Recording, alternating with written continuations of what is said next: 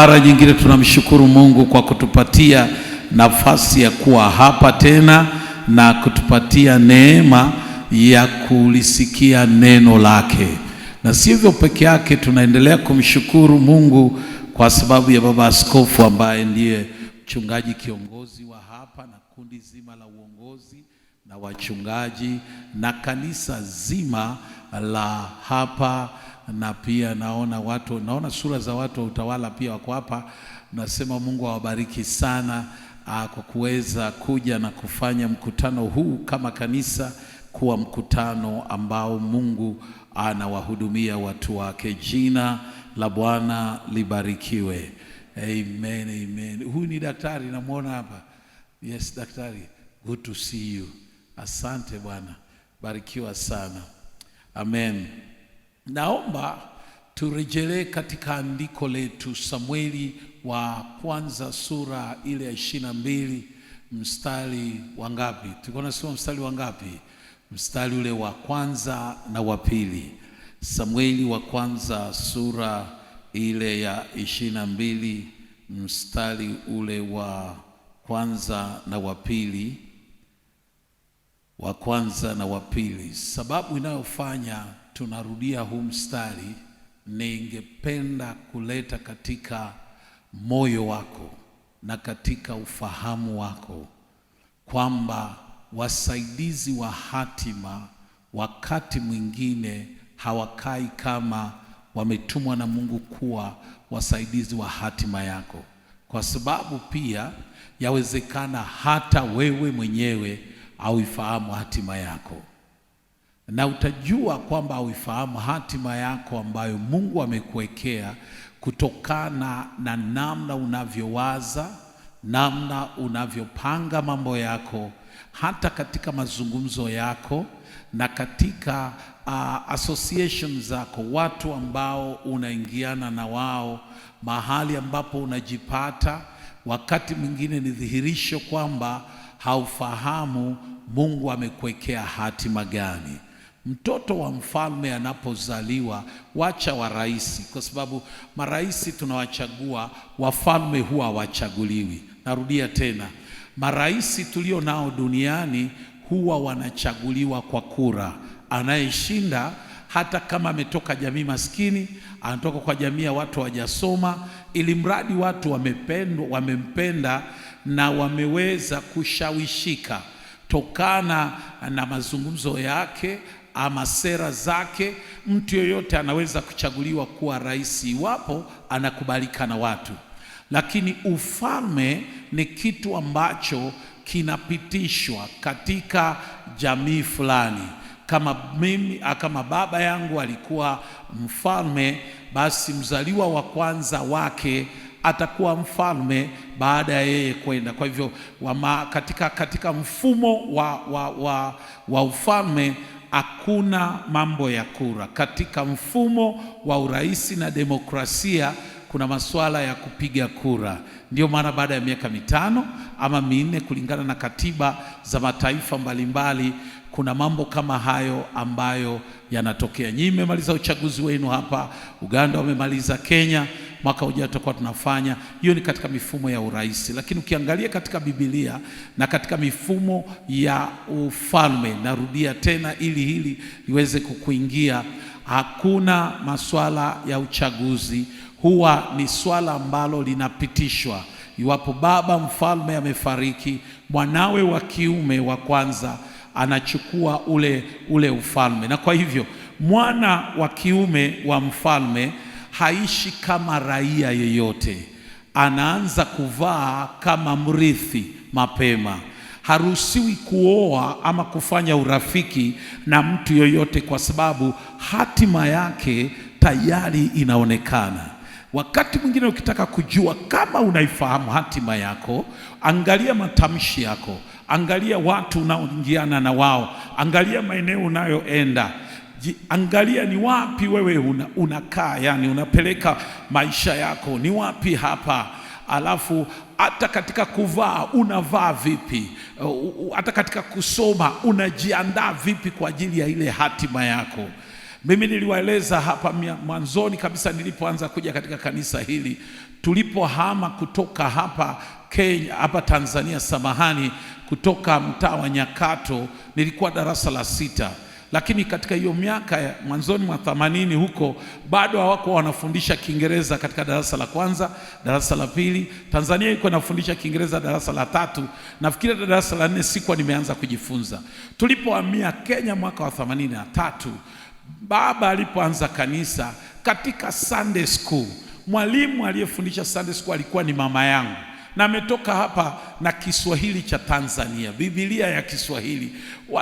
Sisi na wale watoto wote tuliokuwa Sunday school, sisi tulikuwa tunaongea Kiswahili, lakini watoto wadogo kunishinda mimi walikuwa wanaongea Kiingereza.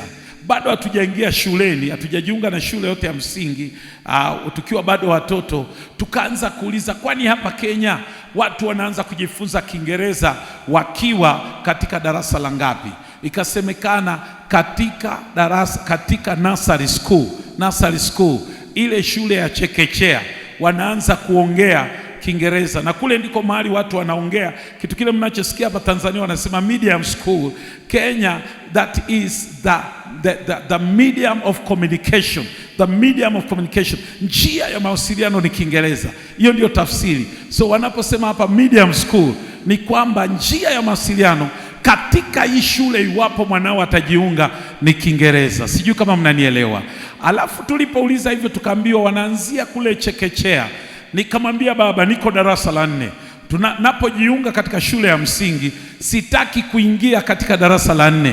Angalau nirudi la 2, niweze kujifunza namna ya kuongea Kiingereza. Kile Kiingereza nacho kiongea ni Kiingereza ambacho ilibidi nirudi darasa la 2. Ni kama ndani ya kina cha moyo wangu palikuwepo na ushawishi kwamba hautakuwa tu mhubiri wa Tanzania, hautakuwa tu mhubiri wa taifa la Kenya, hautakuwa tu mhubiri wa Uganda ama mashariki mwa Kongo, bali Kiswahili kinaeleweka peke yake. Kuna wazungu, utakapohitimu na kuwa mtu mzima, ninakuita kwa ajili ya mataifa pia ambayo yanaongea Kiingereza. Nilitoka na nikaacha aibu ya kutoka darasa la 4 na kurudia darasa la 2 ili nizungumze kile Kiingereza nachokizungumza. Naongea Kiswahili, mimi ni bingwa wa Kiswahili Kenya kule. Nikija hapa najua nakaa kama mwanafunzi, lakini pia naongea Kiingereza kizuri kule Kenya. Lakini hicho Kiingereza ilibidi niweze kurudi nyuma, na leo nimegundua hatima yangu katika huduma inadai pia niwe na hiyo lugha. Utajuaje kwamba wewe unaifahamu hatima yako? Angalia nini kinachotoka kinywani mwako. Angalia mawazo yako. Mawazo yako yanashika nini? Yanawaza nini? Yanapanga nini? Yanaona nini kutoka ndani ya macho yako ya ndani? Unaona ni wapi Mungu anapokuelekeza? Kwa hivyo utagundua kwamba kuanzia sasa unaanza kuyashughulikia maisha yako kuanzia sasa. Ya kwanza, hatima yetu iko mikononi mwa Mungu. Ndio maana tunaokoka. Hatima yetu iko mikononi mwa Mungu, lakini ndani ya hiyo mikono ya Mungu pana mambo mengine mazuri yatakayotusaidia sisi. Kabla ya kuishia kwenye mikono yake, kuna mambo fulani ya ufalme ambayo tunahitaji kuyatekeleza hapa, na tuyatekeleze kwa njia ambayo ni rahisi sana. Jina la Bwana libarikiwe. Nasema jina la Bwana libarikiwe. Kwa hivyo unapaswa kufahamu kwamba una hatima. That is destiny. Una hatima. Kwa Kiingereza wanaita destiny. Na hiyo hatima yako inaanza kuchongeka tangu ulipozaliwa na ulipozaliwa mara ya pili. Hapo ndipo maisha yako ya hiyo hatima yanaanza. Umezaliwa tu hivi katika mwili huu, na baadaye umekuwa mtu mzima. Umefika mahali umegundua hatima yangu kwa kuzaliwa tu hapa Tanzania iko mikononi mwa Mungu. Na kwa hivyo basi, pamoja na kwamba mimi ni raia wa Tanzania, nina hatima mbele za Mungu, na kwa hivyo nitampatia maisha yangu ili niweze kuifahamu hiyo hatima. Ninapoifahamu hiyo hatima, kuna namna nitapaswa kufikiria, kuna namna nitapaswa kujibeba ama kutembea. Kuna maisha ambayo napaswa mimi kuyakamata. Pana watu ambao ninapaswa kujiunganisha nao ambao kutokana na wao nitapata fikira fulani, nitapata ufahamu fulani, nitapata mausia fulani yanayonisaidia mimi kuingia katika hatima yangu. Hao watu ambao wanakuja kuwa msaada katika hatima yako ni watu ambao wametumwa na Mungu. Wanakuja tu kutembea na wewe kwa sababu tayari unaifahamu hatima yako. Jina la Bwana libarikiwe. Daudi katika mstari wa 2 ana hatima, na hatima yake ni kuwa mfalme. Mafuta amekwisha kumwagiwa. Wakati Mungu amemkataa Sauli, amemwagiwa mafuta, lakini baada ya kumwagiwa mafuta tuliona alianza kuwa kama mkimbizi katika taifa lile yumo, kwa sababu ya alama ya mafuta na vitu ambavyo Mungu sasa anaanza kufanya na yeye. Akafahamu kabisa kwamba ufalme ama alama ya ufalme iko juu yake, lakini anatafutwa na mfalme mwingine kuuawa, anatafutwa na mfalme mwingine kuuawa. Mnisikize kwa makini, chochote kinachoanzishwa na Mungu maishani mwetu kitapingwa, kitashambuliwa, kitakuwa na upinzani. Nirudie tena, chochote kinachowekwa na Mungu ndani ya maisha yetu kitapingwa, kitakuwa na upinzani, na wakati mwingine kitafanya nini? Kitapingwa. Wakati mwingine kinapingwa, kinashambuliwa, kwa sababu adui hawezi kukubali chochote Mungu anakiweka ndani ya maisha yako. Mstari ule wa 2, watu 400 ambao hawakukaa kama wao wako na hatima, lakini ndani yao Mungu alikuwa amewafanya kuwa wasaidizi wa hatima, na hiyo wao kufanyika wao ili ile dhihirisho, wao wadhihirishwe kuwa ni wasaidizi wa hatima. Watu hawa baadhi yao walikuwa na dhiki, walikuwa kwenye dhiki, walikuwa na uchungu mioyoni mwao, na wengine walikuwa na madeni. Ili waweze kudhihirika ni wakati ambapo Daudi amefanyika mfalme. Katika Samueli wa 2:23 kuanzia mstari wa 8, Daudi anaanza kuwataja hawa watu. Baadhi yao ni wale waliomkuta katika pango la Adulamu. Anaanza kusema katika siku zake za mwisho na maneno yake ya mwisho, anaanza kuwanukuu kwa majina. Anasema kama fulani, kama fulani, kama fulani. Ukianzia mstari wa 8 hapo kuteremka chini, anafika mahali anawataja watatu. Anasema kama fulani na fulani na fulani. Hawa watatu walijiunga nami katika pango la Adulamu. Anataja kazi zao walizozifanya yeye akiwa katika enzi ya mfalme. Namwombea kila mmoja wenu hapa kwamba Mungu atakufungua macho yako ya ndani uweze kuona ni nani huyu Mungu amemleta ndani ya maisha yako kama msaidizi ama msaada wa hatima yako. Jina la Bwana libarikiwe. Nasema tena, jina la Bwana libarikiwe. Jana nikasema hivi kwamba wasaidizi hao wa hatima ni watu ambao wametumwa na Mungu. They have been sent by God. Kwa sababu hatima, kwa nini wametumwa na Mungu? Ndugu yangu, wametumwa na Mungu kwa sababu hatima yako, hatima yangu haiko katika taifa letu, haiko katika kiongozi wetu, iko katika mikono ya Mungu. Hatima yako iko katika mikono ya Mungu, na ndiyo maana sio lazima mimi nizeekee Kenya. Naweza kuja kuingia kwenye taifa hili nikaanza huduma Sumbawanga na mkaanza kuniona kwenye televisheni, mkasema lakini huyu mhubiri Emmanuel Kokonyo alikuwaga Kenya na alikuwa anakujaga kanisa letu hapa, ama alikuwa anakuja kanisa letu pale Busweru. Huyu mtu ana kanisa kubwa sana Sumbawanga. Kumbe Kenya ilikuwa tu ni mwanzo. Hatima yangu iko Sumbawanga, ama hatima yangu iko Bukoba kihuduma. Kwa hivyo si ajabu nimekuwa Uingereza, nimekuwa Marekani, nimekutana wa Tanzania wengi tu sana. Wengine walikwenda tu masomo, lakini wamekwenda kama wanafunzi. Kumbe ule wanafunzi lilikuwa ndilo gari lililowainua kutoka kwenye mmoja kati ya mikoa ya hapa na kuingiza uzunguni. Wakasoma, akapata shahada ya kwanza, akapata ya pili, amepata ya tatu, sasa yuko na doctorate. Na mwingine namfahamu, Zakayo Zogere, ambaye amekuwa mkalimani wangu mwezi wa 3 kwenye mikutano pale Dallas ya Watanzania. Yule amekwenda kama mwanafunzi, ameliacha kanisa hapa, Zakayo Nzegere. Yuko kule sasa kama msimamizi wa chuo na amekita mizizi Marekani. Na hatima yake iko kule. Wengine hatima yao iko hapa. Wenda mimi hatima yangu iko Kenya. Lakini namna unavyofahamu itakufanya wewe uanze kuyaandaa mawazo yako, namna unavyofikiria, namna unavyojipanga. Kuna vitu utaacha, kuna marafiki utaacha kwa sababu ya hatima yako. Kwa sababu kama Mungu anatuma wasaidizi wa hatima ambao ni wanadamu, shetani ana wale wasaidizi wake wanaoharibu hatima za watu. Kuna hatima za watu zinazojengwa na Mungu, kuna hatima za watu zinazoharibiwa na shetani, kuna hatima za watu zinazosaidiwa na wasaidizi wa hizo hatima, kuna hatima za watu zilizoharibiwa na wanaoharibu hatima za wanadamu. Utakapogundua hatima yako, unaanza kujishughulikia mwenyewe kwanza.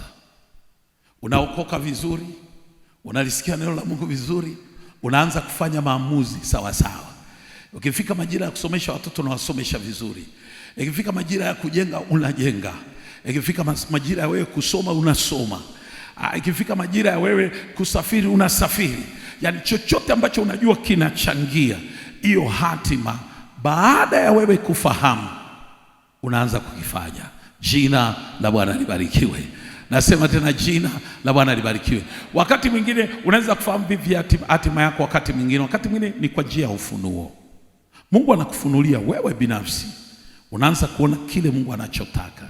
Wakati mwingine Mungu atamleta mtu akwambie hivi, wewe hauoni hiki, mbona sisi tunaona, mbona wewe huoni? Hauoni Mungu akikuingiza hapa, hauoni Mungu akikuelekeza hapa. Wakati mwingine mawazo yako yanafunguka kwa kulisikia neno la Mungu na fundisho. Unafundishwa neno la Mungu, ufahamu wako wa kiroho unapata mwanga wa neno la Mungu. Kwa kupata mwanga wa neno la Mungu, sikiza kwa makini, sio tu kwamba unaanza kumjua Mungu, lakini hata wewe unaanza kujifahamu wewe ni nani katika Mungu. Unaanza kujifahamu wewe ni nani katika Mungu. Ndio maana mafundisho. Niliwaambia siku ya kwanza napoalikwa kufundisha hapa na kujenga na uoga sana, kwa sababu Baba Askofu Sentozi, ninajua katika maeneo ya mafundisho ana amri. He has authority in the area of teaching. Ana teach kanisani kwetu, amefundisha na watu kila mwaka wanamtarajia. Na siku ile mtachoka na msimuue, nipigieni simu, tutakuja kumchukua hai tumpeleke Kenya. Kenya wanamtaka, mbali na maandamano yetu huko, tunataka walimu wazuri kama wale. Bwana asifiwe sana. Neno la Mungu unapolipokea, fundisho, naomba kila mmoja unisikize kwa makini. Neno la Mungu ama fundisho la neno la Mungu unapolipokea, halikusaidii tu wewe kumjua Mungu, lakini pia linakusaidia wewe kujifahamu wewe ni nani. Linafungua macho yako ya ndani. Mtume Paulo anasema hivi katika kitabu cha Waefeso, ninapowakumbuka ninyi sikosi kumshukuru Mungu na kuwaombea ninyi, eti macho yenu ya ndani, macho yenu ya ufahamu yaweze kufunguka, mkaweze kuona. Kwa sababu wakati mwingine mbali na kwamba tumeokoka, mbali na kwamba tunasoma maandiko, mbali na kwamba tuna mchungaji mzuri, tuko ndani ya kanisa zuri, pana watu shetani amepofusha macho yao ya ndani. Hata akifundishwa neno la Mungu hawezi kuona. Kama Mtume Paulo, ninaliombea kanisa letu la Kenya, na ninaombea watu ninaowafundisha kwamba macho yao ya ndani ya ufahamu ama ufahamu wao wa ndani ukaweze kufumbuka, wakaweze kuona, kwa sababu kile hauoni hauwezi kupata. Kile hauoni hakiwezi kuwa chako, hauwezi kukifuatilia, hauwezi kujipanga kwa ajili yacho, hauwezi kukikimbiza, hauwezi ukalipa gharama ya kukifuata, kwa sababu haukioni wala ukifahamu. Kwa hivyo mafundisho yanaangazia mawazo yetu ya rohoni, maisha yetu ya kiroho, sio tu katika kumjua Kristo Yesu peke yake, lakini pia mimi na wewe kuweza kujifahamu. Tunapojifahamu ni rahisi kufahamu hatima yako mbele za Mungu. Sasa tunakuta kuna vitu vijana wanafanya, wewe hautafanya. Kuna kitu unajua. Kuna vitu wanaume kama wewe wanafanya, wewe hutafanya kwa sababu ya ile hatima. Kuna vitu wanawake lika yako wanafanya, wewe hutafanya kwa sababu kuna kitu umeona na kinataka ujitenge. Ukikuta watu kundi moja, watu 5, 6, 10 wanawaza sawa, wote wanawaza sawa na wasongi mahali, wana shida hapa na hapa. Ukiwakuta kuna ufahamu fulani, hata kama wanaupokea hawautumii, na kwa hivyo hawaenendi kwa ufahamu katika ufunuo wa huo ufahamu. Kwa hivyo jana tukasema hawa wasaidizi wa hatima wanakuwaga wametumwa na Mungu, na wakati mwingine la pili tukasema ni kama wakati mwingine hawaonekani ni kama wana msaada wowote. Lakini mstari tuliosoma kwa ajili ya hicho kipengele cha kwanza kwamba wametumwa na Mungu ilikuwa Zaburi 121 mstari wa kwanza na ule wa pili. Mstari wa kwanza na ule wa pili, Zaburi 121 mstari wa kwanza na ule wa pili. Wanakaa ni kama watu ambao hawana msaada, na nikatumia mifano kadhaa ya maisha yangu, kwa sababu niliwaambia watu sitawadanganya kwamba mimi niliomba sana, nilifunga siku 21, nimefunga siku 40, sijanywa maji wala nini, ndio Mungu akanisaidia. Niliomba, nilitaka msaada wa Mungu, Mungu alinitumia watu. Kila mmoja sema watu. Kitu kile nataka tukiangalia leo kwa muda uliosalia ndicho hiki. Nimerudia hivyo kwa sababu nimeona sura ngeni hapa ndani na tusingependa kuacha nyuma. Kitu kingine kikubwa ambacho nataka tukione ni kwamba hawa watu ni watu wa aina gani? Wasaidizi ni watu wa aina gani? La kwanza ni watu wanaotenda kazi kulingana na jinsi wanavyoelekezwa na Mungu. Wanafanya kazi kulingana na jinsi wanavyoelekezwa na Mungu. Wacha nikurudishe nyuma kidogo. Hatima yangu na hatima yako iko mikononi mwa Mungu. Wasaidizi wa hatima wanakuja kufanya kazi ya kitu ambacho Mungu tayari amekwisha kukitengeneza. Kwa hivyo kwa wao kuweza kukusaidia wewe, ama kutembea na wewe, ama kukufungua macho, ama kupatia wisdom ni nini? Kupatia hekima ya namna ya kuenenda mpaka uweze kufikia utimilifu wa ile hatima yako. Wanapaswa kuwa ni watenda kazi pamoja na Mungu. Kwa hivyo kama watakuwa msaada katika huduma, ama katika uimbaji wako, ama katika uongozi, pia iwapo kile unachofanya kule nje kwa kazi ya mikono yako kinasaidia katika kujenga ufalme wa Mungu, Mungu atawatuma hawa wasaidizi. Lazima wawe ni watu ambao wametumwa na yeye. Wanakuja kwa msaada wa Mungu, wakileta msaada wa Mungu ndani yako ili wewe uweze kufanyika. Kwa hivyo katika maisha yako ya maombi, hatuombi tu kwa kulia ama kupaza sauti peke yake. Mara nyingi utakuta kuna kitu tunasema mbele za Mungu. Si kuna watu wanaomba hapa, wako kwenye hili kanisa, utakuta kuna kitu tunamwambia Mungu. Mungu, namwombea mume wangu. Mungu, namwombea mwanangu. Mungu, namwombea mke wangu. Mungu, namwombea biashara yangu. Katika maombi tunatamka, tunasema kitu, lakini tusikose kufahamu kwamba hatumzungumzii Mungu, hatusemi tu kwa Mungu, lakini katika maombi tunazungumza, ama tuko katika mazungumzo na Mungu. Maombi ni njia yetu ya mazungumzo na Mungu. Ninapomzungumzia Mungu shida zangu, naye Mungu ana namna ya kujibu. Kuna wakati Mungu hatakupatia hiyo pesa. Kuna wakati Mungu atakupatia mwelekeo, atakupatia mwelekeo. Ukichukua ule mwelekeo kama instruction, maelekezo ya kiungu, huko utapata nini? Majibu ya shida zako. Mungu anaongea. Kwa hivyo tunapozungumza naye pia anataka kuzungumza nasi.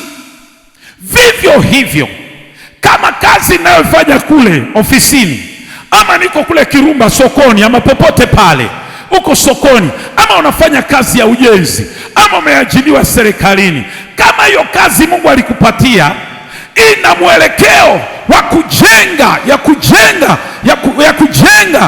ufalme wa Mungu, nisikize kwa makini, Mungu hapo atatuma msaidizi wa hatima yako. Atamtuma msaidizi wa hatima yako. Kwa hivyo baada ya kuomba na Mungu amekuzungumzia ama amekujibu, ama umeomba sala ya toba, Mungu amekuokoa, ama ulikuwa umefungwa, sasa Mungu amekufungua. Mungu hamfungui mtu na kumwacha hivyo.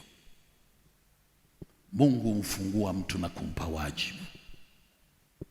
Nenda, Yesu anasema, teremkeni, nendeni pale huko chini, mpata mwanapunda amefungwa, ambaye hajawahi kutumika, hajabeba mkaa, hajabeba mwanadamu yote.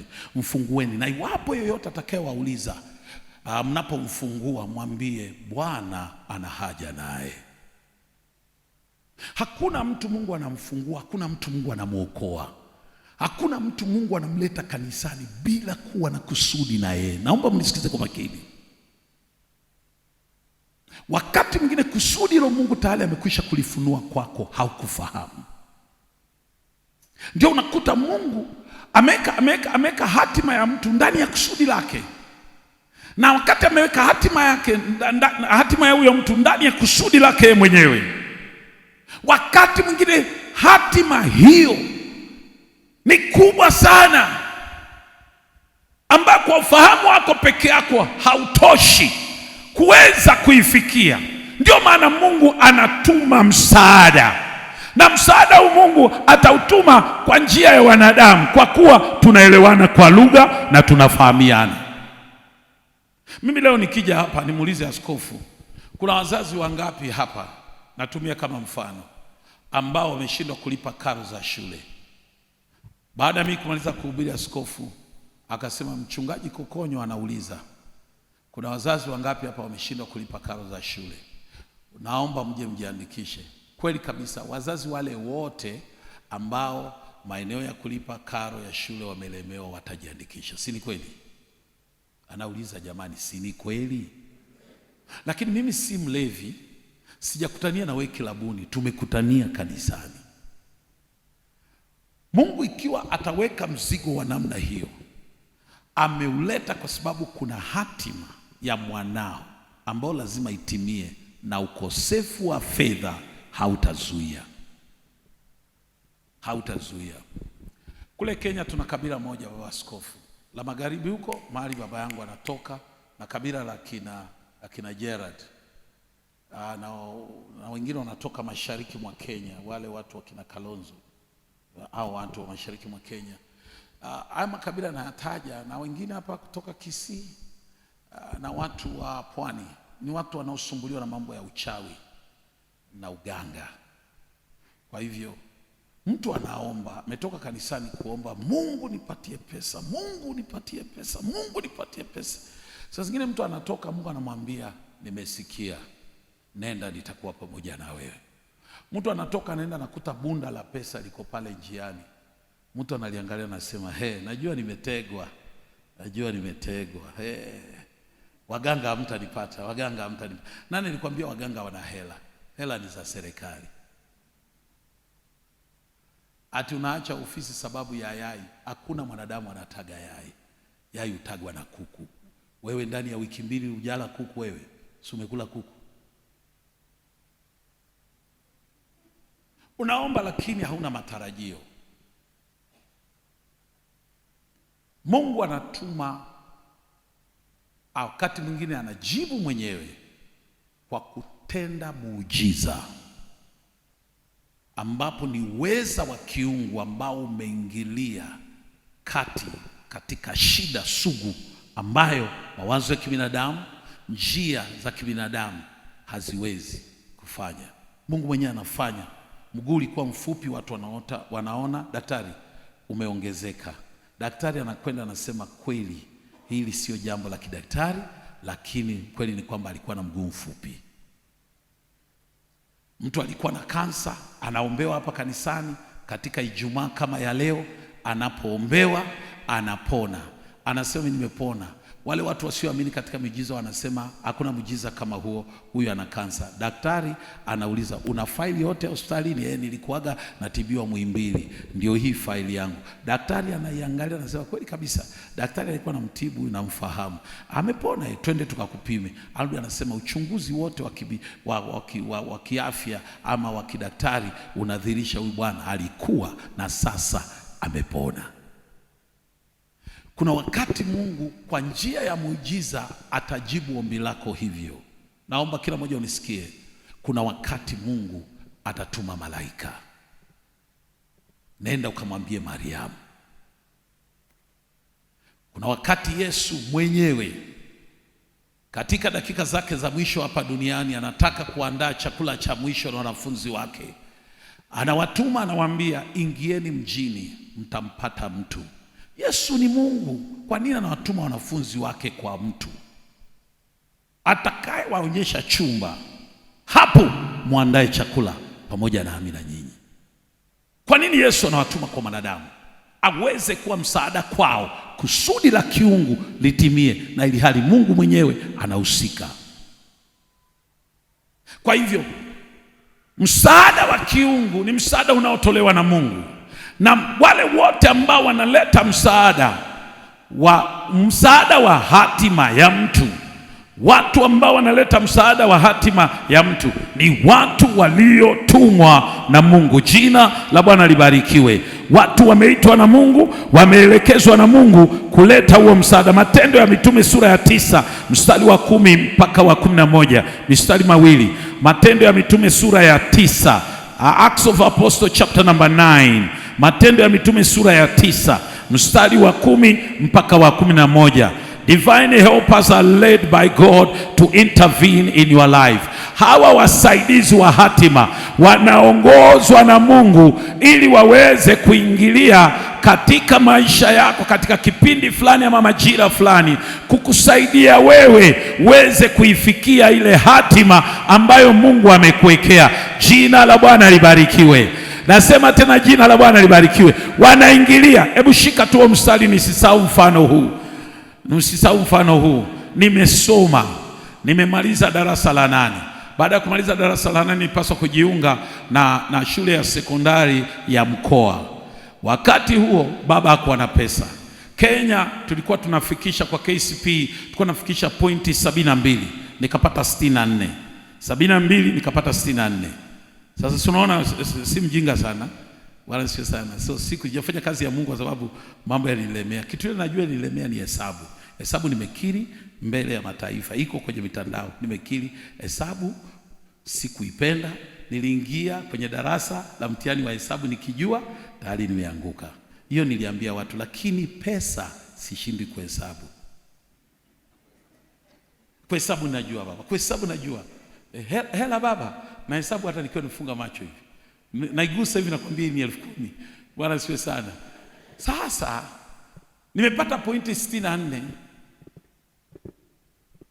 Wakati nipaswa kupata 72. Kiwango ilikuwa 72. Nikaitwa kujiunga na secondary school ya mkoa.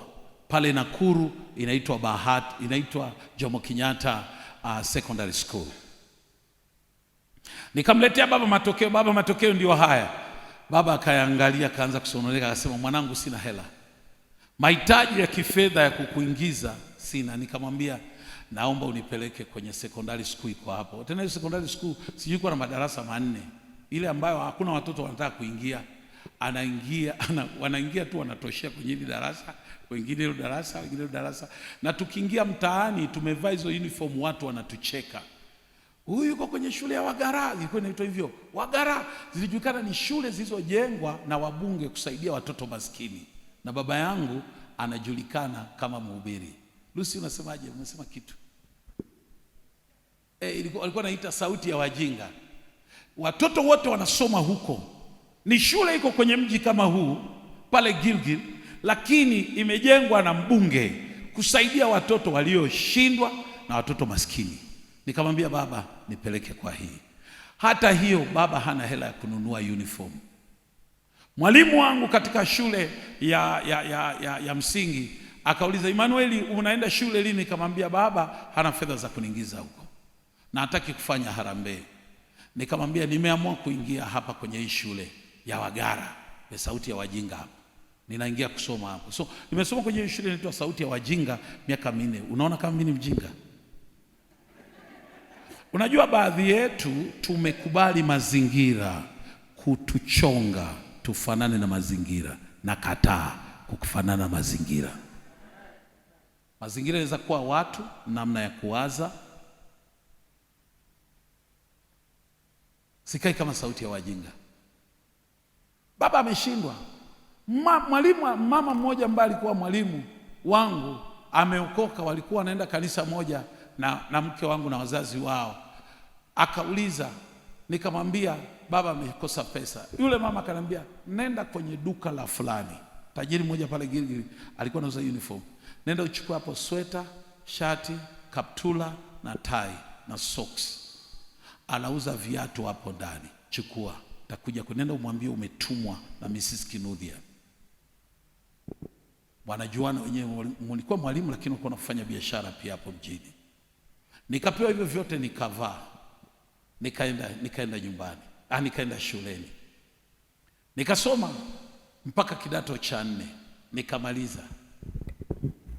Miaka 2 nje, baada ya miaka 2 mwaka wa 96 mwito umenilemea, nikaamua kwenda chuo cha Biblia. 97 wakanipokea pale Nairobi.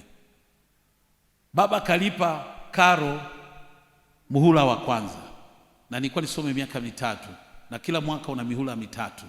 Muhula wa kwanza, mchungaji wa Lucy akasema kuanzia hapo mimi nitalipa mpaka mwisho. Nisikize kwa makini. Kile nilicho leo, kila hatua ya maisha Mungu alituma wasaidizi wa hatima. Sijui kama unanielewa. Na ndio maana tunaomba, Mungu, nimezaliwa katika jamii ambayo haina fedha. Mungu, nimezaliwa katika jamii ambayo haisafiri. Mungu, nimezaliwa katika jamii ambayo ina umaskini. Tuma msaada wako. Unapaswa kuomba ombi la namna ile. Tuma msaada wako. Wacha kulaumu serikali. Napohubiri kanisani mwetu na wakataza watu kulaumu serikali. Serikali haitusaidii. Serikali haitengenezi. Serikali haikufahamu wewe ni takwimu.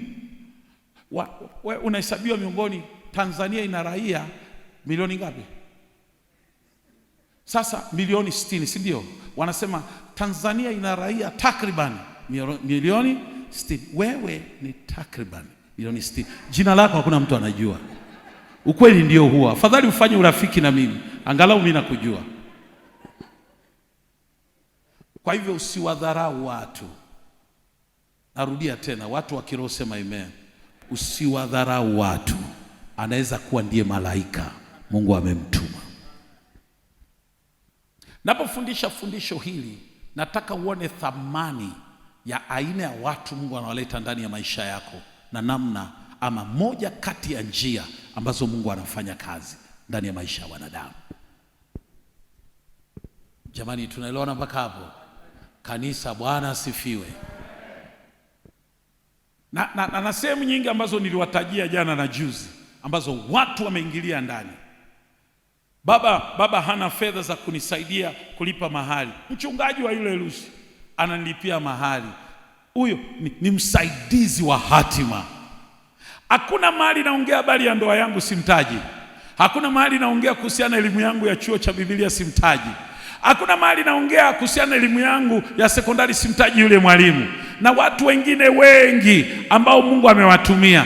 Nikija utawala nimetaja miongoni mwa watu ambao nimekutana na wao. Mmoja akasema mchungaji unafanya nini utawala? Akasema nimehamia huku. Watoto wako wanasoma wapi? Nikasema bado hawajaanza shule. Hatuna fedha. Tumekwenda kuanza kanisa upya. Utawala haijajengwa namna ambavyo mliona baadhi yenu mlipokuja kule. Ilikuwa haina watu, barabara ya lami haikuwa. Ilikuwa ya vumbi katikati ya airport na huo mtaa. Na watu wako wamehamia kule wengi.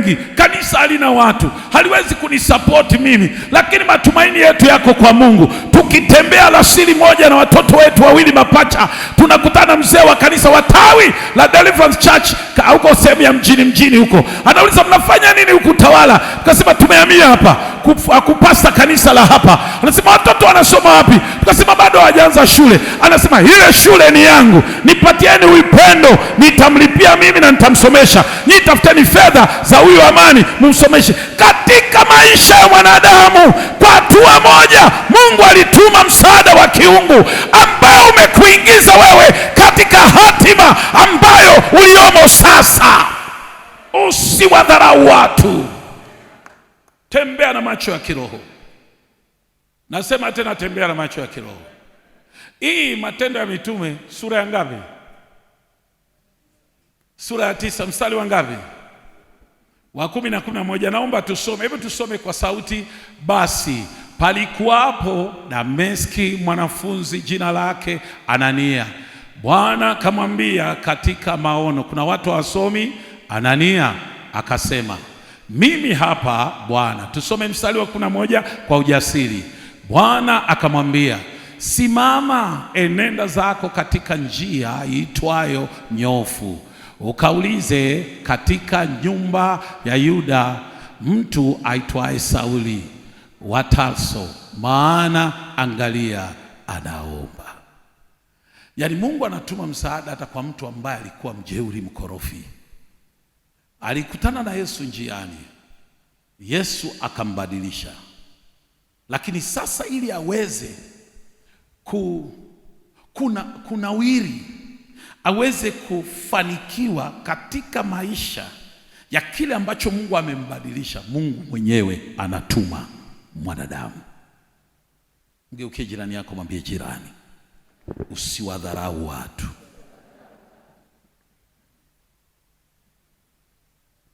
Pana watu Mungu anawatuma namna hiyo. Wakati ningeweza kufundisha masuala ya kiroho, ningeweza kufundisha masuala mengine yanakaa kama ya kiroho sana.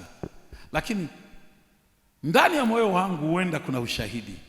Pana mtu aliyepitwa na msaada wake, kwa sababu aliyekuja alikuwa mtu mweusi, na yeye aliye katika anahitaji msaada ni mweupe. Akaangalia akasema Kuna mtu alikataa kumwoa dada mweusi kwa sababu yeye ni mweupe, angependa wazae watoto weupe. Si watoto watakaojichubua chubua. Nataka kutunza rangi yangu. Ukaolewa na mtu mweupe kama wewe. Sasa hivi amekufanya fuko la ndondi. Lakini kale keusi alikuwa malaika Gabrieli, aliyekuwa na habari njema kutoka mbinguni. Mimi nakuombea hivi, Mungu afungue macho yako, uone zaidi ya kile unaona. Kuna msaada Mungu anakutumia yeye mwenyewe, na wakati mwingine anawatumia watu. Na sivyo peke yake, hata hapa duniani ukisoma kisa cha Lazaro na yule tajiri, wakati anaomboleza tajiri upande wa pili kule, anamwambia Ibrahimu, naomba umuombe huyu Lazaro achovye tu kidole chake hivi kwenye maji, alete tu hilo tone kwenye ulimi wangu. Huyu Ibrahimu anamwambia hapa kuna bonde kubwa sana, sisi wa huku wala wa huko kwenu hakuna vile tunaweza kuvuka ama kupatana. Akasema basi naomba umtume huyu Lazaro arudi kule duniani, awaambie ndugu zangu. Mtume Lazaro awaambie ndugu zangu kwa kile ambacho kinanipata huku, ili wao nao wabadilike, la sivyo hiki kitawapata. Ibrahimu akamwambia namna gani? Huko chini kuna kina Musa. Musa si malaika walio na mabawa, ni wanadamu kama wewe, wanadamu kama mimi. Kwanza alikuwa ni Myahudi aliyeoa Mwafrika, mtu wa kawaida. Kuna kila Musa wako huko, anatumia jina hilo. Wakati huo Musa hayuko katika Agano Jipya. Musa alikufaga, hayupo Agano Jipya, Musa hayupo, lakini anasema kuna kina Musa. Kwa maneno mengine, kuna watu ambao Mungu anawatumia sampuli ya Musa, ambao hawatakupa kitu, lakini watakuongoza, watakupatia ushauri, nifuate. Utakapokosa chakula, watamgeukia Mungu. Mungu atatuma mana mchana, na Mungu anatoa masharti, waambie wachukue kinachowafaa saa hizi peke yake, wasichukue cha akiba. Walipolia kiu, akamgeukia Mungu. Mungu akamwambia, piga huo mwamba, mwamba watokee maji, hao watu wanywe. Huyo mtu huenda hana maji, huenda hana, lakini anaweza kukuongoza wewe.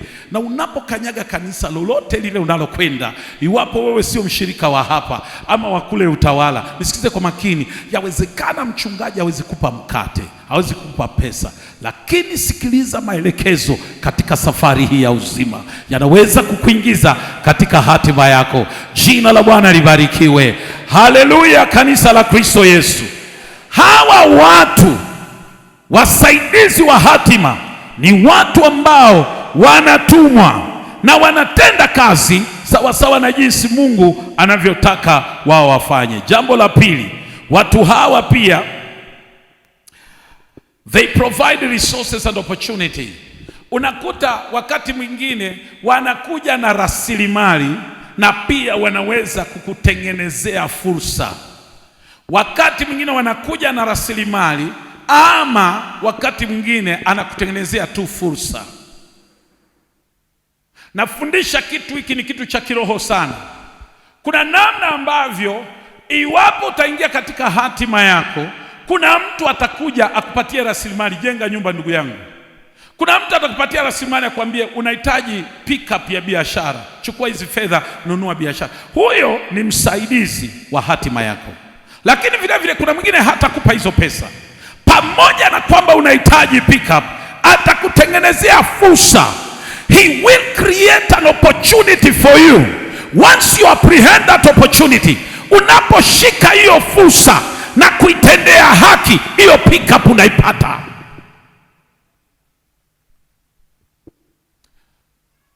Mwaka wa 2000, mwaka ule Vince alikuja Kenya, alikuwa mwaka gani? 2004. Mwaka 2004 nimekwenda Marekani, nikakutana na Mganda mmoja, askofu. Akaniambia nilikuona. Akauliza kwenye hiyo mkutano, kuna Mganda yote amekuja ama mtu anatoka Kenya ama Tanzania? Akaambia kuna Mkenya amekuja, yuko hapa, lakini ameenda North Carolina, atarudi siku mkutano unaanza. So siku nimefika, wale katika mapokezi wakaniambia kuna askofu ametoka Uganda anakutafuta, yuko kwenye chumba namba fulani. Kwenda nikamkuta, huyu nimeshamuona kwenye kanisa la Deliverance Church pale Gilgil, na wanafahamiana na baba yangu. Nikamwambia mimi naitwa Emmanuel Kokonya. Akasema namjua baba yako. Zile siku tulikaa pale kwenye conference, akaniambia nina wageni mwezi wa 8, mkutano utakuwa umekwisha, tumerudi, wewe umerudi Kenya, mimi nimerudi Uganda, nina wageni, naomba uje kwenye mkutano. Nikamwambia atakuwa nimerudi, nahitaji kuwa na kanisa. Akasema naomba tu uje. Nikasafiri usiku kucha, nikafika mji unaitwa Lugazi asubuhi. Nikafikia kwa huyo askofu, nikaoga, nikabadilisha nguo na huo usingizi, nikaenda kwenye mkutano wake. Tuliingia na yeye mkutano ukiwa umeanza. Tuliingia na yeye kama vile ambavyo tumeingia, tayari mkutano umeanza, watu wanaimba. Lakini wakati tulipoingia, kama vile tu askofu alivyoitwa hapa, akaitwa yule askofu, akaitwa baba, unamfahamu Bishop Kalisa? Unamfahamu Bishop Kalisa? Yes, unamfahamu Bishop. Kwa nini naongea ni kama umfahamu? Bishop Kalisa akaitwa. Alipoitwa alikuwa na wageni kutoka Uingereza. Akasema hivi, niko na rafiki yangu kutoka Kenya, amesafiri zaidi ya masaa 12, amekuja tu kushiriki kwenye mkutano leo, na saa 9 atakuwa anachukua basi lake Jinja, arudi tena Nairobi masaa 12. Amekuja tu kukaa na sisi haya masaa. Akasema naomba aje awasalimie. Nienda tu nikasimama pale nikasema hivi, Nimekuja natoa tafsiri ya Kiingereza maneno niliyotamka kwa sababu alikuwa kwa wazungu pale. Nikasema kwa Kiingereza, nimekuja ili kubarikiwa kwa sababu kuna baraka zinahitaji ulipe gharama. Pili, nimekuja kwa sababu nathamini mahusiano. Huyo askofu mimi na yeye tunaanza kujenga uhusiano. Kwa hivyo mimi ni mhubiri, sijaja kuhubiri, nimekuja kwa sababu yake. Nilipotamka maneno, yule mgeni mkuu anaitwa Vince William, mchungaji wa kanisa la Assemblies of God pale Cambridge. Jamaa lile likasimama, likajishika hivi lirefu sana. Mimi na yeye tukisimama huwa ananiangalia hivi. Sasa wakati mimi bado ninaongea hivyo, akaanza kutembea kutoka kwenye kiti kama hicho. Anakuja hapa mbele namna hii. Anakuja hapo mbele. Wakati nimemaliza nimemrudishia askofu microphone, akanishika akanikumbatia. Alafu mimi kuna kitu nilisema, tukarudi kwenye viti. Mkutano ukaendelea. Tukaenda tukala lunch. Baada ya lunch nilikaa tu kipindi hiki, nikapelekwa Jinja na ngojea basi la saa 9. Niingie tena masaa 12 sijalala. Usingizi niliokuwa nao ulikuwa wa basi. Nikarudi Nairobi. Huyu bwana akaniambia, nakuja Kenya kwa kanisa la pastor anaitwa Mwiruri la Gilgil Deliverance Church. Nakuja huko, nakuja conference. Nitamwambia Mwiruri nitakapokuja ningependa kutembelea kanisa lako. Nikamwambia liko karibu na airport pale Athi River. So akasema huyo Mwiruri nitamwambia nataka kutembelea kanisa lako. Nikamwambia namjua Mwiruri. Alikuwa mzee wa kanisa la babangu. Akasema, so you know him? Nikamwambia yes. Akasema nenda umwambie nitakapokuja conference mwezi wa 4 nataka kutembelea kanisa lako.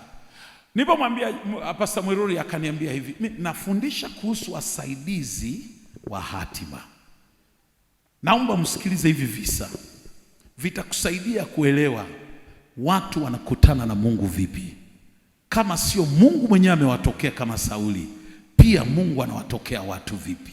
Usije ukamdharau mtu. Mgeukie jirani yako mwambie, jirani, usimdharau mtu yoyote. Pana watu hawasemi chochote. Hebu mgeukie wewe jirani mwambie, jirani, usimdharau mtu yoyote. Awe mfupi, awe mnene, usimdharau. Haujui Mungu anatuma msaada ukiwa katika fomu gani. Nilipomwambia mchungaji Mwiruri, nimekutana na huyu mtu Uganda kwa Bishop Kalisa, amesema hivi na hivi. Akasema tulipitia kwake. Akasema anaweza kuja Kenya. Amekuhakikishia anakuja . Mwaka ukaisha, mwezi wa 4 akaniambia, naomba uende airport umpokee kwa sababu anafika na ndege ya usiku. Mweke hotelini siku ngapi? 2. Baada ya hapo tunakuja sherehe Nairobi, nitamchukua kwenye hiyo sherehe. Ilikuwa ndio sherehe ya kwanza ya kitaifa ya makanisa ya Deliverance Church Kenya. Nikamchukua bwana, nikamweka siku 2 hotelini, kalipa gharama zote za hoteli na hatimaye tukampeleka kwenye mkutano, nikamkabidhi mchungaji Mwiruri. Matangazo yote yanaonyesha wahubiri wanaotoka Uingereza, wazungu, wengine ni wazungu weusi. Alafu wakati namkabidhi Mwiruri na mizigo ya mgeni wake ya mkutano unaanza wiki ijayo, akaniambia hivi, Emmanuel, naomba na wewe uje ufundishe kipindi hiki kimoja siku ya Jumanne alasiri. Nikamwambia tayari una wahubiri wa kutosha. Akaniambia nimekwambia naomba uje wewe. Niliondokaga Athi River, nikaingia ndani ya matatu, sikuwa na gari. Nilikuwa nimevaa shati la namna hii na begi yangu, nikijua nikifika kule nitabadilisha suti alafu nihubiri alasiri hiyo. Nikiwa njiani ananipigia, umefika wapi? Nimefika Naivasha. Umefika wapi? Nimefika Toll Station. Umefika sasa tunaelekea kwenye junction hapa. Una gari? Sina. Akatuma mtu anichukue pale. Akasema njoo moja kwa moja mpaka kwenye mkutano kwa maana wewe ndio unayesubiriwa. Niliingia namna tumeingia, nikakuwa introduced nikiwa nimevaa shati ambalo alikuwa la thamani hivyo. Nimevaa nikahubiri. Nilipohubiri siku hiyo, huyo Marekani mweusi huyo akasimama tena. Mimi nilipomaliza kuhubiri, ikawa ni zamu yake kuhubiri. Akasema, young man, siku hizo nilikuwa bado mdogo, nilikuwa chini ya nilikuwa mwanzoni mwa miaka ya 30. Akaniambia, young man, you've blessed me. Kijana, umenibariki. Mwezi wa 10 mwaka huu tunakutaka Cambridge uje ufanye mikutano. Hivyo ndio milango yangu ya kwenda Uingereza ilifunguka. Sasa nisikize kwa ukitoka kwenye mlima wa maombi, ukitoka kuwekelewa mikono hapa, ukimaliza kipindi cha kufunga na kuomba, masikio yako ya ndani yafunguke kusikia Mungu anakuelekeza vipi. Macho yako ya ndani yafunguke kuona nini Mungu anatuma ndani ya maisha yako kama msaada. Naongea na watu walio hai hapa, naongea na watu wa Mungu walio hapa. Mimi nakuombea Bwana akupatie ushindi. Bwana utume msaada ndani ya maisha yako. Kila mmoja sema amen.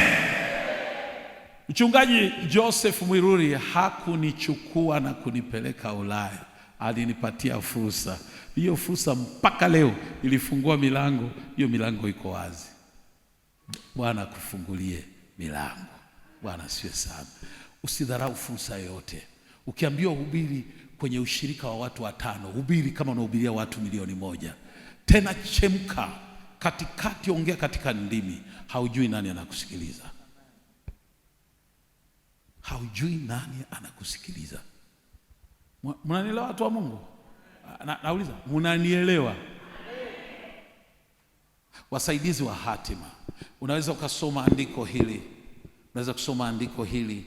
Wafalme wa kwanza sura ya 17 mstari wa 9 mpaka 16.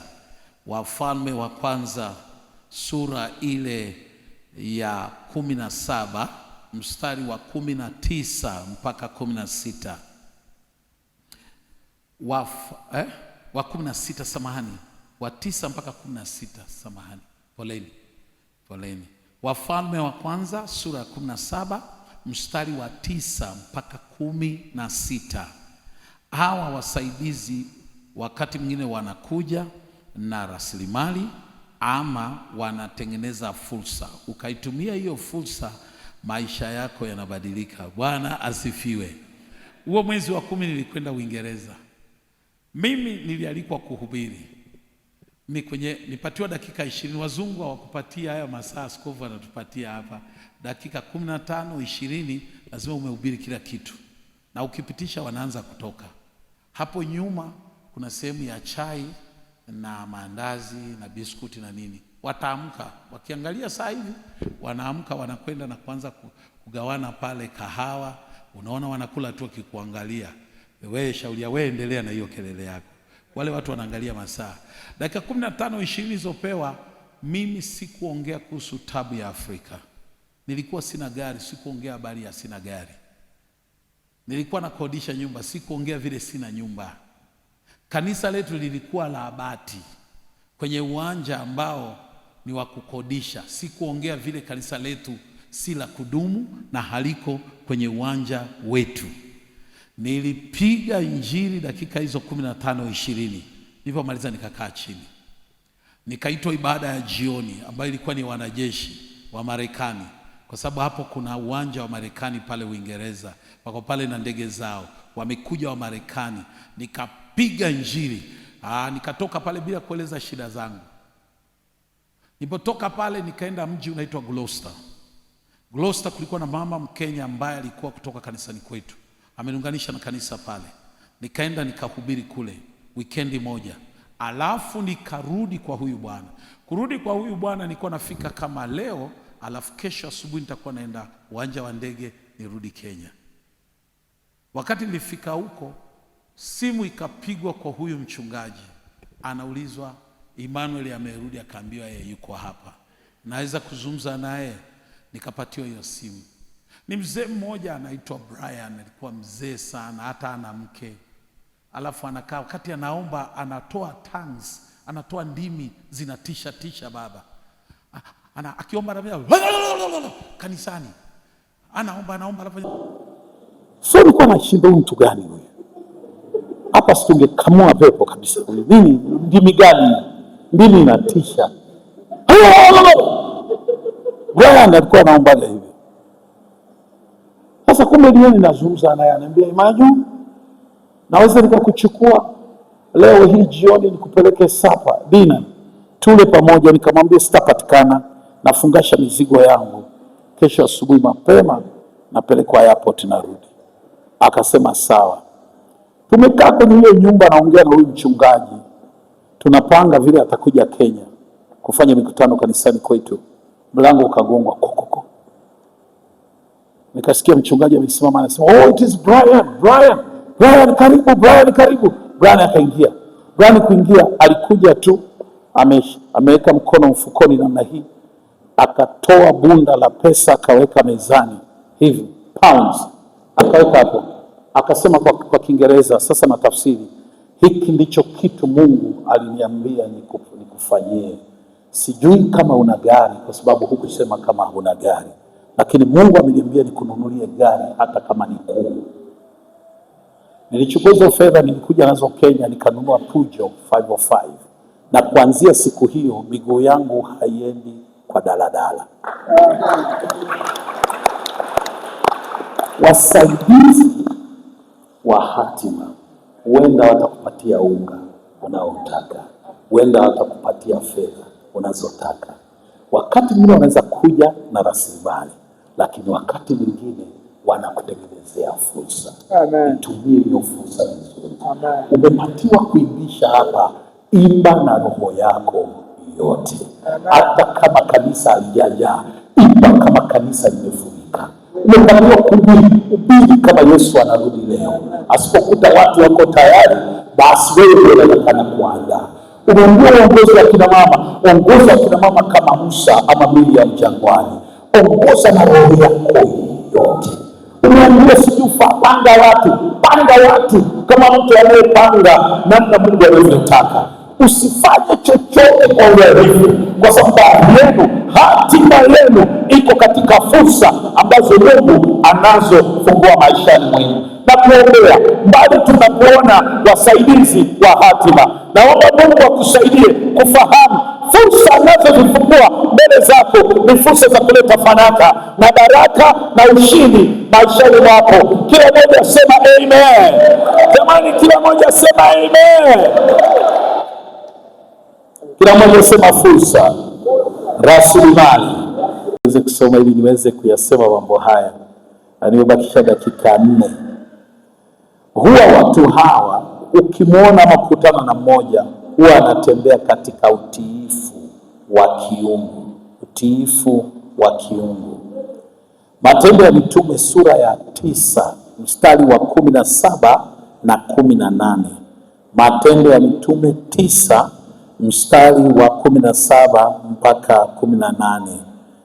Hawa watu mara nyingi wanaongozwa na Mungu. Hebu tupatie mistari miwili tuisome. Hebu tuisome. Matendo ya Mitume 9:17 na 18. Ndio hii mistari. Kanisa, naomba bado haijakuja. Matendo ya Mitume 9 mstari wa 10 mstari wa 17 na 18. Ndio hii. Haya, hebu tusome pamoja tena. Anania akaenda zake, akaingia mle nyumbani, akamwekea mikono akisema, ndugu Sauli, Bwana amenituma. Hebu tuachie tu hapo. Ndugu Sauli, Bwana. Jamani, maandiko yanasema nini? Ndugu Sauli, Bwana. Hebu tusome ile andiko, hebu tusome tena kuanzia pale juu. Anania, naomba tusikie sauti yako, hebu tusome kwa wale wanaweza kuona. Anania akaenda zake, akaingia mle nyumbani, akamwekea mikono akisema, yani akamwekea Sauli, ndugu Sauli, Bwana amenituma. Hebu tusikie tu hapo, Bwana amenituma. Sote tunajua baada ya kumwekea mikono macho yake alifanya nini? Yalifunguka. Kwa sababu tu muda uturuhusu kusoma hili mstari yote, macho yake yalifunguka. Huyu Yesu aliyokutana na yeye katika njia ya Damascus, na katika ile encounter macho yake yakapofuka. Huyu Yesu hakuwa na uwezo wa kumfungua macho. Si Yesu ndiye aliyemfungua macho yule Bartimayo, mwana wa Timayo. Yesu ndiye alifanya miujiza, ndiye alifufua yule mtoto wa kiume yule katika njia ya Naini. Sio huyu Yesu. Kwa nini amempofusha Sauli? Na hatimaye Sauli anaenda kutoka kwenye hii nyumba. Huyu Yesu anamwambia Anania, naenda uingie katika nyumba umemkuta Sauli, nenda ukamwekee mkono naye atapata kuona. Wakati Anania anajaribu kubishana na Mungu kwa sababu ya historia ya Sauli, ni mtesaji wa kanisa na alikuwa anaua Wakristo, akamwambia hapana, kwa sasa mimi nimembadilisha na nimemuita kuwa shahidi wangu kwa mataifa. Mungu alimwambia baada ya pale Bwana anatii, na wakati anakwenda, alipomwekea ule mkono, macho yake yakafunguka. Yesu aliyepofusha, Yesu yule anatuma Anania aweke mkono ili macho yake yaweze kutimia. Yesu anaweza kusaidia, na Mungu anaweza kusaidia wewe kuingia katika hatima yako, lakini nyakati zingine anaamua mwenye kutumia watu ili waweze kuwa watenda kazi pamoja naye kutimiza kitu ambacho anafanya ndani ya maisha yako. Ndio kijana, mwambie jirani, usiwadharau watu, tembea na macho ya ufunuo. Sema Mungu amenituma. Hawa watu wanakuwaga wametumwa na Mungu, alafu wanatii. Ni watu watiifu, ni watu watiifu. Mimi nitakuja kuendelea, lakini baba askofu, niruhusu niseme kisa hiki cha mwisho, alafu nikae chini. Ni vigumu kufundisha hili fundisho bila kuleta neno la Mungu kuwa hai katika maisha yetu ya kawaida. Tulianza kujenga nyumba na mama pale Athi River au Utawala, na tukajenga kwa miaka 8. Sisi wenyewe tulijenga kwa miaka 7, na huko tuna kanisa kubwa, Nasimama kanisani tunachanga milioni 15, milioni 10, milioni 6, milioni ngapi 8. Tunanunua viwanja vya kanisa, tunachangisha fedha nyingi, tunajenga kanisa.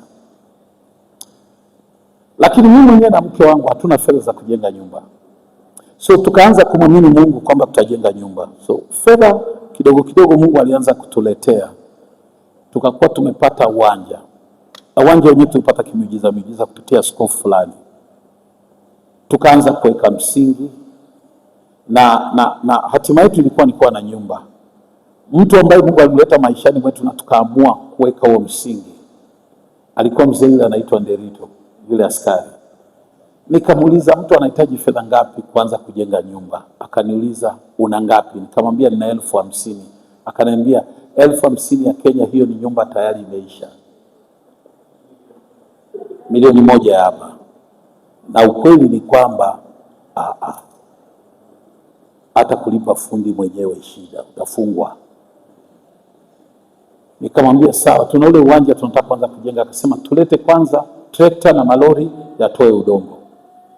Trekta na malori zikaletwa, nikaenda nikakaa mwenyewe na kalamu. Kila lori likitoka na huo udongo ni shilingi 4,000 za Kenya.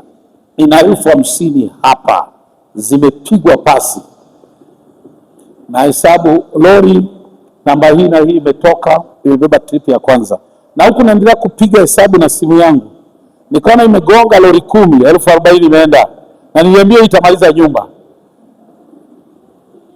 44,000 imekwenda, 48,000 imekwenda. Wakati huo Nderito aliingia na gari lake akaondoka kwenye uwanja, akaniacha hapo na hao watu wa lori. Lakini walikuwa ni watu ambao yeye alikuwa anawafahamu na mimi nilikuwa nawafahamu. Walipomaliza kazi ilikuja 90,000 na kitu ya Kenya.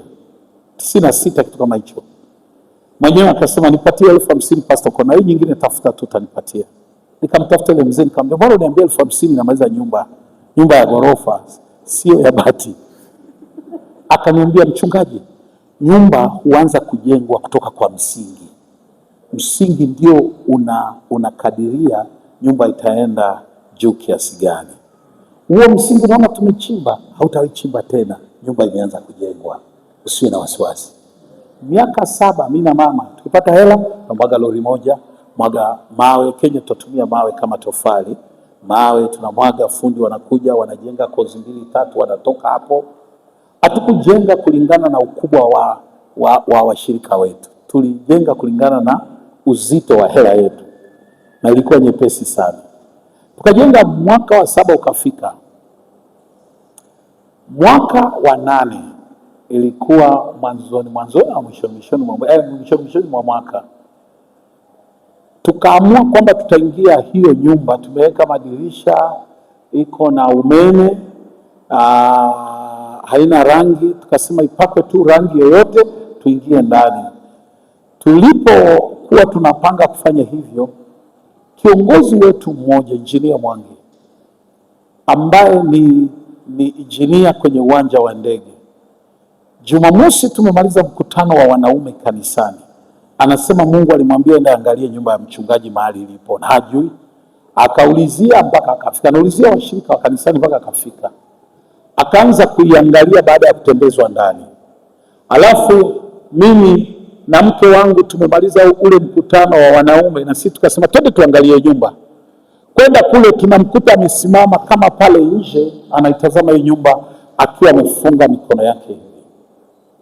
Nikapaki gari kabisa, injinia, leo umekuja huko? Akasema tukiwa kwenye huo mkutano Mungu ameniuliza, mimi nasimamia miradi ya hili kanisa, lakini mbona hujaenda kuangalia mradi wa mchungaji wako? Anasema nimekuja kama sehemu ya kumtii Mungu. Akasema ni vizuri umekuja. Akaniambia twende ndani ya nyumba hii basi. Tukaingia. Akaniambia nimeonyeshwa ndio chumba chako na bafu na mahali pa kubadilishia nguo. Mungu ameniambia hiki chumba ni kidogo sana kwako. Hili jengo la ghorofa tunaweka paa, tumeweka slab hapa juu.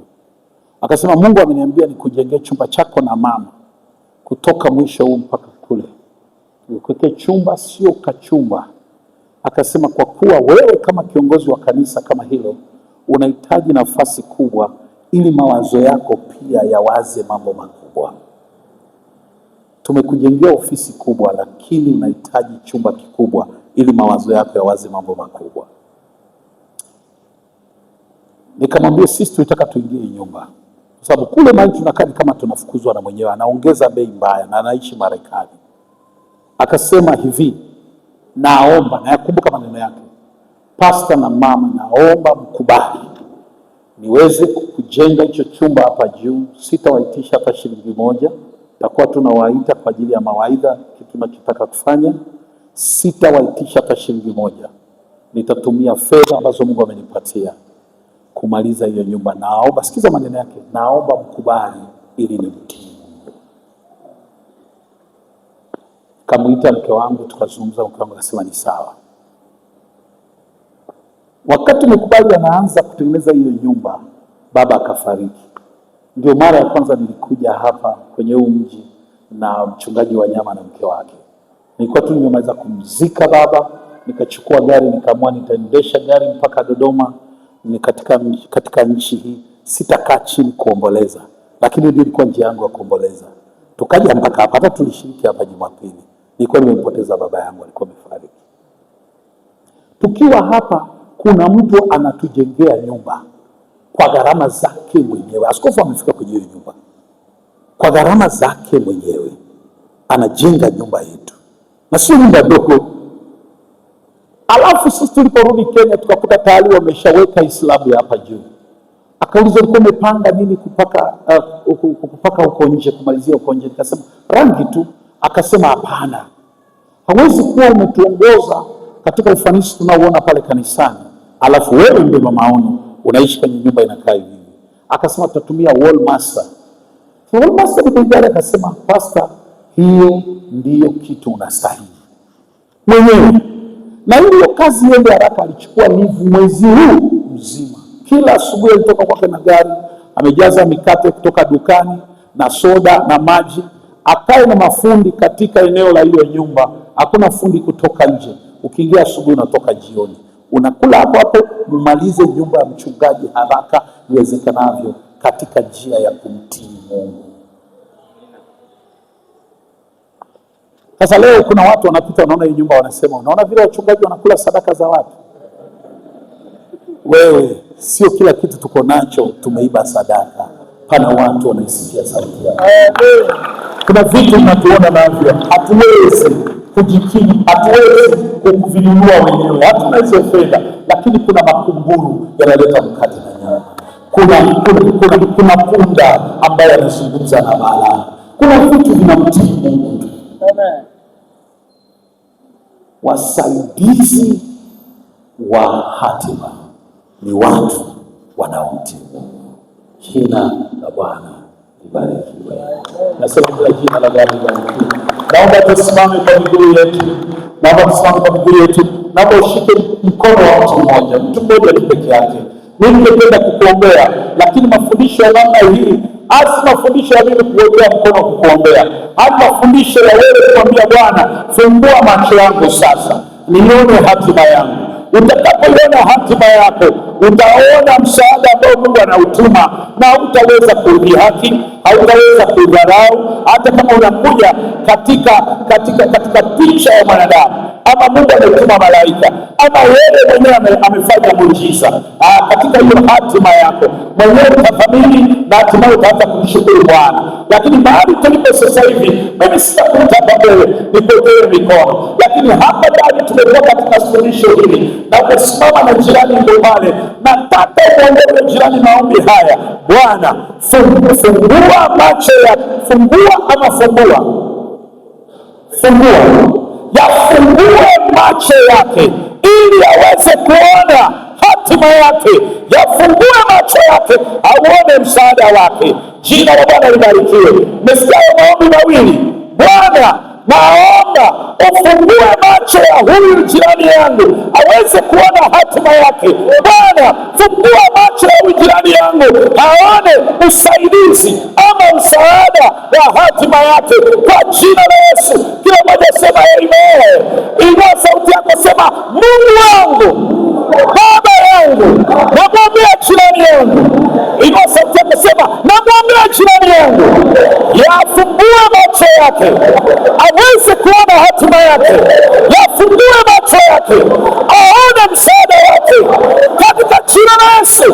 Inua sauti yako, muombe huyo mtu, muombe sasa hivi, muombe sasa hivi, muombe sasa hivi, muombe.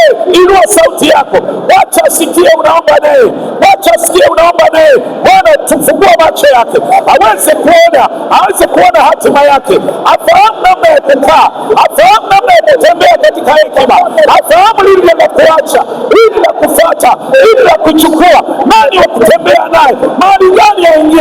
Kila mmoja omba sasa hivi kwa jina la Yesu aliye hai.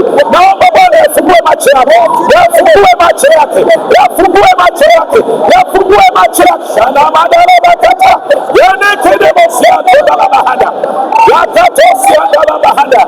Kuna mtu anaomba na wewe, anakuja kama mtu aliyetumwa, kama yule Anania kwa Sauli, kwa jina la Yesu aliye hai.